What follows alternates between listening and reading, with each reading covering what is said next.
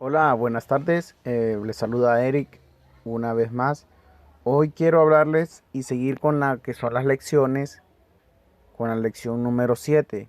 Vamos a hablar del estoicismo. Las clases anteriores, algunas han sido repaso de los filósofos que vimos, solo con lectura, y entonces yo les volví a hacer un resumen. Ahorita nos volvemos a poner al nivel y seguimos con el número 7. Miren, el estoicismo fue una escuela de casi 335 y 263 años antes de Cristo. Su fundador fue Zenón de Sitio. Dice que también dividía sus reflexiones filosóficas en tres temas centrales: la lógica, que es lo que comprendemos al momento de que con la percepción nos damos cuenta de algo, como decir que alguien está vivo porque anda caminando. Porque la lógica dice que si anda caminando es porque la persona está vivo. La física, que es una ciencia. Y la ética, que también es una rama de las ciencias sociales, que nos ayuda con lo que es la comprensión de la conducta de cada ser humano. Entonces, dice que la lógica se dividía en retórica y en la dialéctica. En el estudio físico que hicieron de la fisis y el arjé se resumían en dos principios interrelacionados. Esos dos principios eran el activo y el pasivo. Miremos qué era el principio activo. Dice que entendido como la ley natural que rige la naturaleza. Entonces el principio activo es la ley natural que rige la naturaleza. ¿Cuáles son las leyes de la física? Como todo lo que sube tiene que bajar, todo lo que fue creado tiene que terminar. Esas son las leyes de la física que se cumplen. Como todo lo que nace muere. Son leyes de la física, las leyes de la gravedad, la ley de la entropía. Entonces miremos ahora en lo que era el pasivo. Dice que son movimientos de los cuerpos, lo cual provoca la diversificación. Entre los movimientos de los cuerpos que conocemos son como cuando algo se combina, y hemos venido viendo que la combinación entre un hombre y una mujer pueden hacer un niño, una niña. Son combinaciones de los cuerpos y en sí en diferentes, porque cuando cae la semilla en la tierra, se combinan las dos y cae el agua, entonces ya empieza a crear una planta. Y se viene evolucionando todo por lo que son los movimientos de los cuerpos. Estos dos principios de la naturaleza estarían gobernados por la razón universal. El logos, que es el tiempo, el cual sigue el plan determinado e invariable, de lo que no se puede alterar.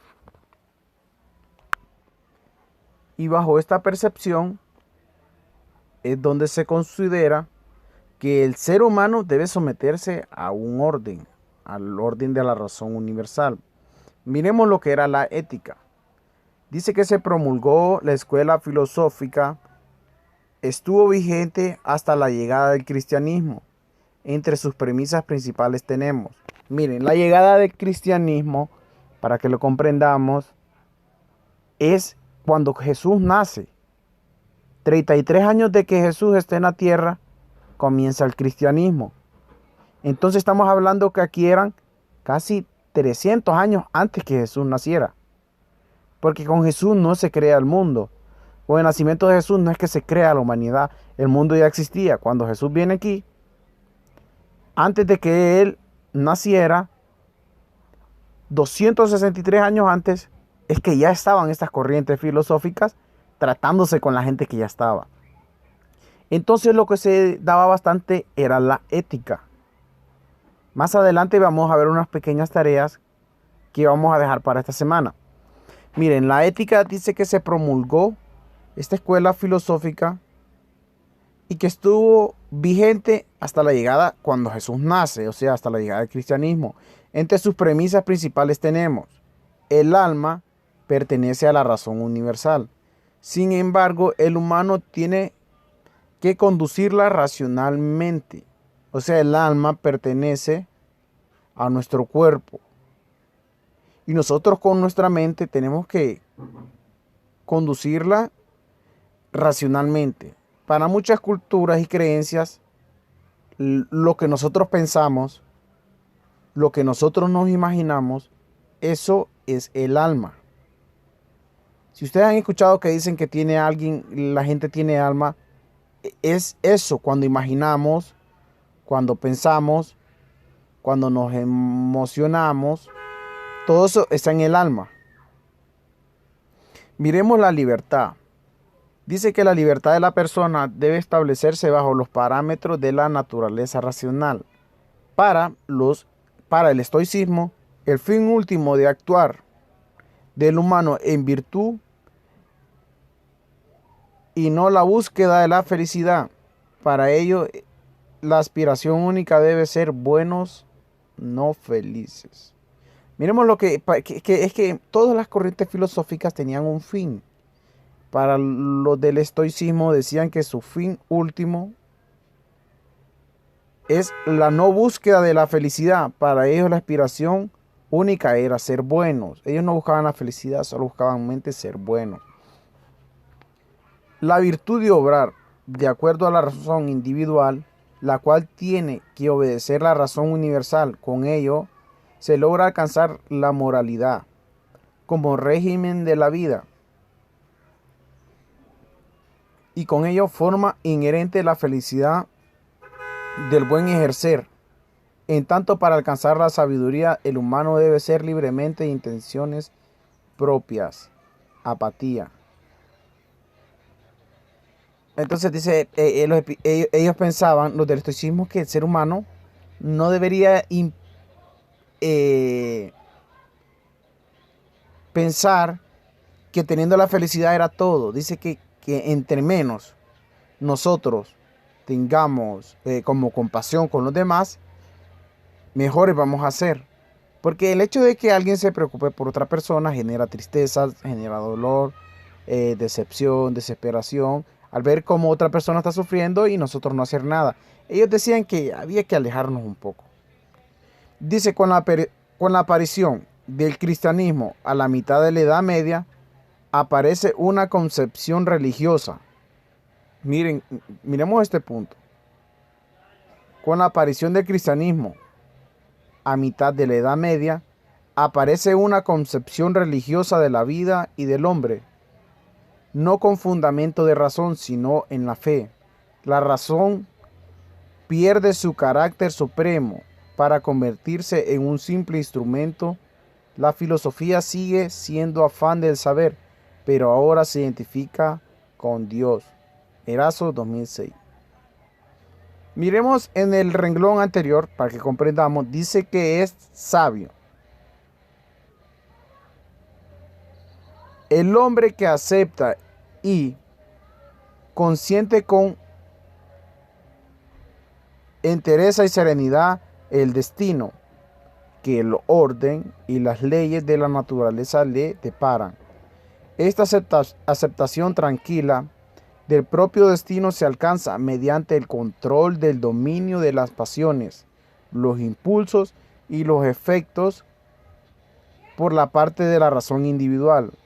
Para esta comunicación con la razón eterna universal que gobierna el mundo y que participa esencialmente de esta. Estas son citas bibliográficas que se sacan de otros libros. Aquí dice que lo sacaron de Liria 2010. Entonces miren, cuando aparece el cristianismo en la Edad Media. Entonces vamos a darnos cuenta ahora de dónde viene la religión que profesan algunos en nuestro país, como ser la religión católica y la religión cristiana protestante. Aquí vamos a llegar al momento cuando se funda y vamos a conocer cómo se funda. Miremos los puntos que siguen. Dice, cuando el cristianismo entra en contacto con la cultura del mundo romano, hereda del pensamiento griego, esta ha sufrido profundos cambios. Miren, cuando Jesús nace, que es el comienzo del cristianismo, quien gobernaba donde él vivía eran los romanos. Entonces por eso menciona a Roma. Dice, punto número 1, influencia cada vez mayor de las religiones orientales monoteístas frente a las politeístas romanas. Las religiones politeístas romanas era que tenían muchos dioses. Punto número 2. Los movimientos filosóficos caracterizados por la búsqueda de la explicación racionales transforman en un movimiento que pertenecen más a convertirse en forma de vida que mantenerse como sistemas de pensamiento. 3. El paso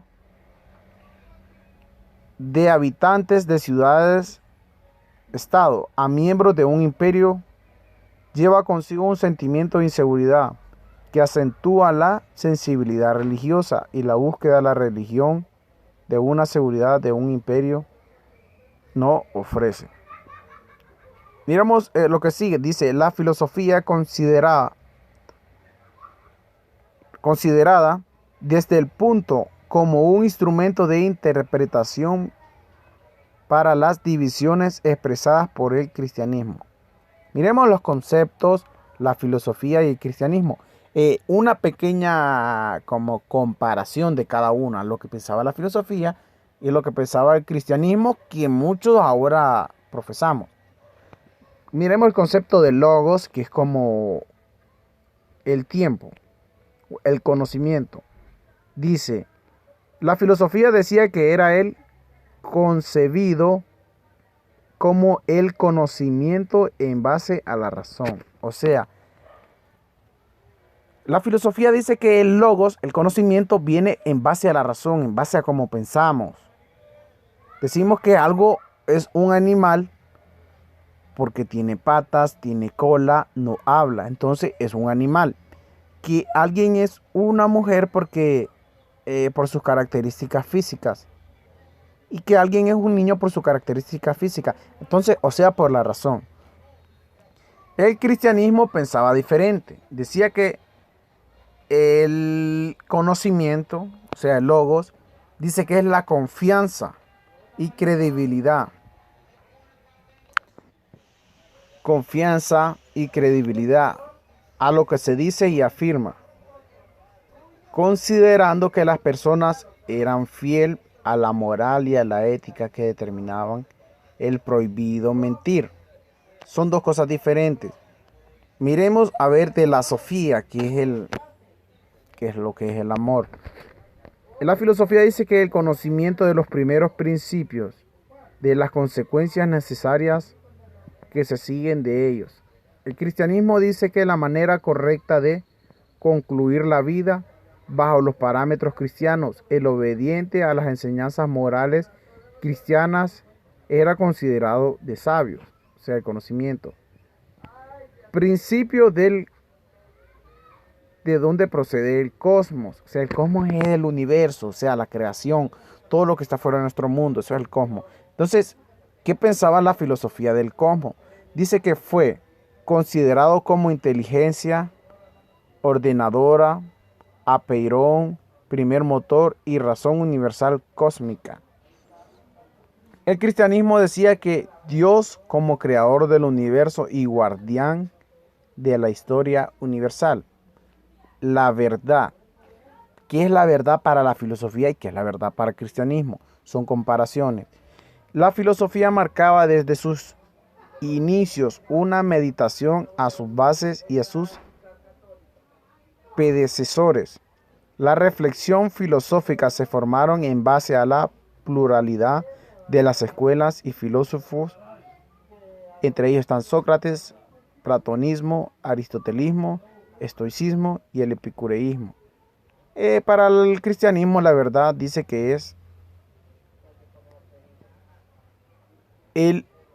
al ser el origen divino de la verdad, situado sus fundamentos y criterios de justificación en un plano distinto y superior al de las escuelas filosóficas. La verdad absoluta. Miren, la verdad, hay una diferencia entre la verdad y la verdad absoluta. La verdad es que cualquiera la puede cambiar. Cuando es solo verdad, cualquiera la puede cambiar porque tiene una manera de pensar diferente. Alguien dice que el cielo es azul, pero en la noche lo miramos negro. Entonces alguien puede decir, no, pero es azul. Ah, pero yo lo miro negro, entonces eso no es verdad. La verdad absoluta, que es la siguiente, es cuando decimos que el agua no tiene color. ¿Por qué? Porque la podemos ver varios y miramos que no tiene color, porque usted la mira que es como transparente. Entonces, eso sí sería una verdad absoluta. Y miremos para la filosofía que era una verdad absoluta y que era para el cristianismo. Dice que aunque fue la aspiración de la filosofía, la obtención de la verdad absoluta nunca fue aseverada por ningún filósofo. Y al contrario, expresaban frecuentemente la ignorancia y las limitantes que el mundo sensible ofrecía para conocer la verdad última de la existencia del cosmos. Los filósofos decían que nadie tenía la verdad absoluta porque siempre alguien iba a tener una respuesta diferente. Pero el cristianismo no. El cristianismo pregona poseer la verdad absoluta revelada por Dios mismo. O sea, el cristianismo dice, porque Dios lo dijo, es la verdad y no hay nadie contra Dios. Nadie contradice a Dios. Por lo tanto, es la verdad absoluta y no hay ninguna verdad. Miremos lo que significa la moral. Para la filosofía, dice que es la concepción filosófica determinada, el intelectualismo ético basado en la razón, prudencia y conocimiento. Para el cristianismo, la moral es, dice, se establecía la importancia de actuar con amor para lograr la salvación. El pecado, faltar a la moral, depende de dos elementos. O sea, el pecar es faltar contra la moral. La moral es lo que nosotros pensamos, que algo es bueno, que es malo. Eso es la moral. Dice que hay dos elementos para faltar a la moral, o sea, para pecar. Cuando nosotros pecamos, faltamos a la moral. El cristianismo dice que la naturaleza del humano que se inclina a la maldad y el otro que es la libertad, propicia de las condiciones para que se den hechos mal intencionados. Entonces ya conocimos un poco de los conceptos y más abajo dice las reflexiones pasaron de una concepción individual por la búsqueda de la virtud y la felicidad a una preocupación por el auto. Salvación frente a la divinidad promulgada por este acontecimiento que explicaba conceptos como la creación y la moral individual como forma de vida. El cristianismo integra 4 características determinantes.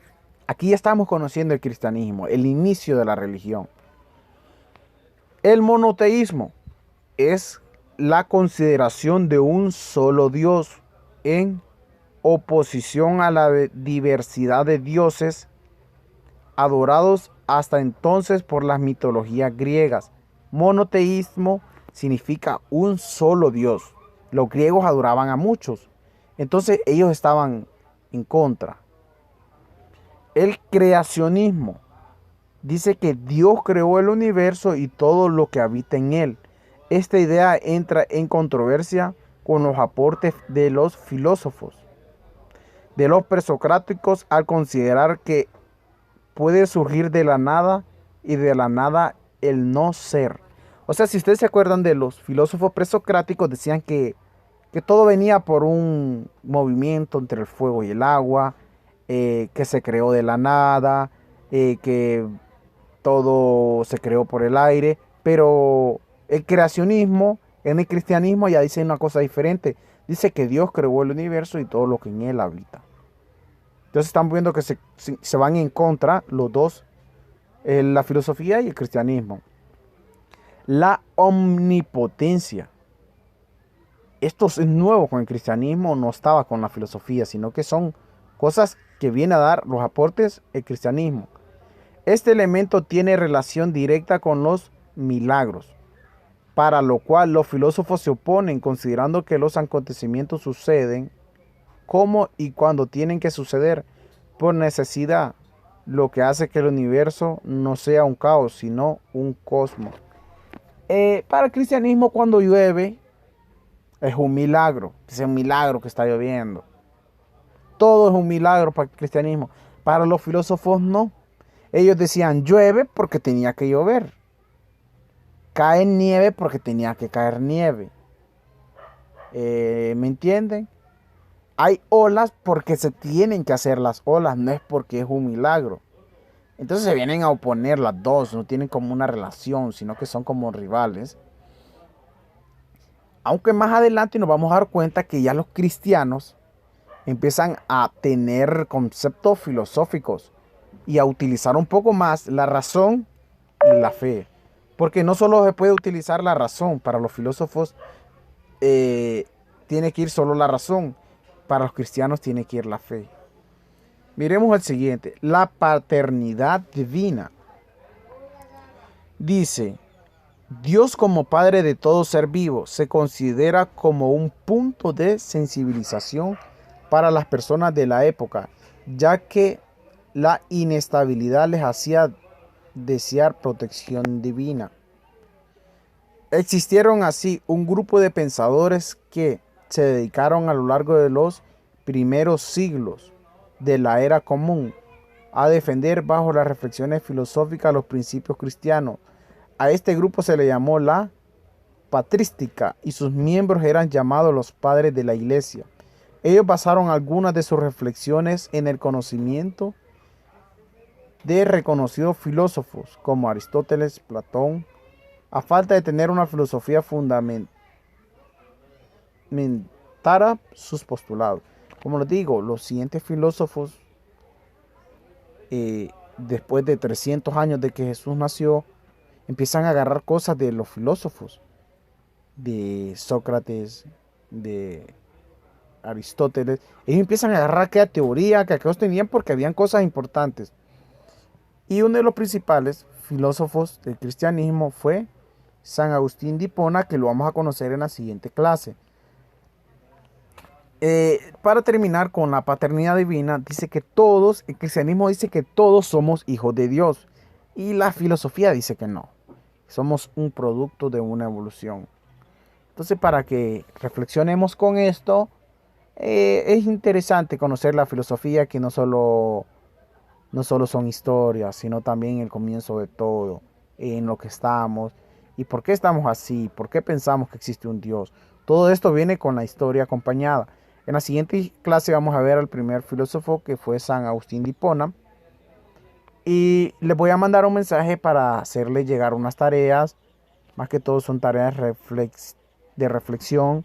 Y las tareas que ustedes ya tenían me las tienen que hacer llegar para hacer una calificación. No sé si se recuerdan. Y yo les voy a hacer llegar la nueva tarea.